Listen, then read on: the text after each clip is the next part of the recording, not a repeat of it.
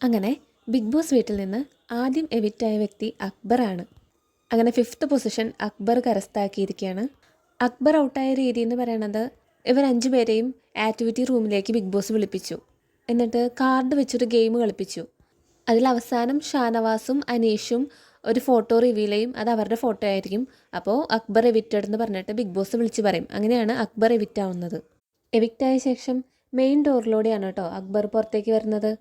പോരുന്നതിന് മുമ്പേ അനീഷിനോട് പറയുന്നുണ്ട്, നിങ്ങൾ വളരെ നന്നായി കളിച്ചു, നല്ല സ്ട്രാറ്റജിയാണ് നിങ്ങൾ ഉപയോഗിച്ചത്, നിങ്ങളെപ്പോഴും ബൗണ്ടറി കീപ്പ് ചെയ്യാൻ ശ്രമിച്ചിട്ടുണ്ട്, എത്ര പ്രശ്നം വന്നാലും ആ ബൗണ്ടറി വിട്ട് നിങ്ങൾ പുറത്തേക്ക് പോകാറില്ല. അങ്ങനെ ഒരുപാട് അപ്രീഷിയേറ്റ് ചെയ്തിട്ടാട്ടോ അക്ബർ പോകുന്നത്. ഔട്ടായപ്പോൾ അക്ബറിന് നല്ല സങ്കടം ഉണ്ട് കേട്ടോ. അപ്പോൾ ലാലേട്ടൻ്റെ അടുത്ത് വരുമ്പോൾ ലാലേട്ടൻ ചോദിക്കുന്നുണ്ട് അക്ബറിനോട്, എങ്ങനെയായിരിക്കും പ്രേക്ഷകർ നിങ്ങളെ എടുത്തിട്ടുണ്ടാവുക, നായകനായിട്ടായിരിക്കുമോ അതോ വില്ലനായിട്ടോ?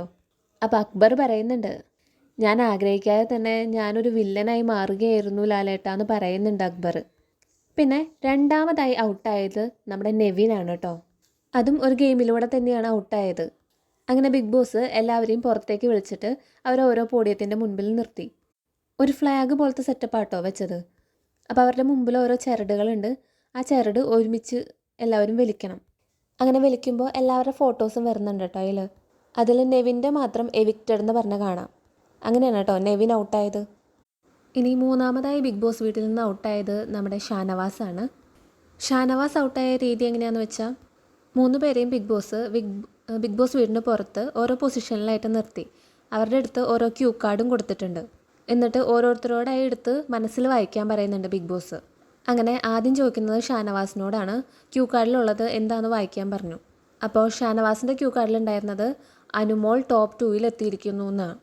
രണ്ടാമത് ചോദിച്ചത് അനീഷിനോടാണ്. അപ്പോൾ അനീഷിൻ്റെ ക്യൂ കാർഡിൽ എഴുതിയിരിക്കുന്നത് ഷാനവാസ് എവിക്റ്റഡ് എന്നാണ്. അങ്ങനെയാണ് ഷാനവാസ് എവിക്റ്റ് ആവുന്നത്.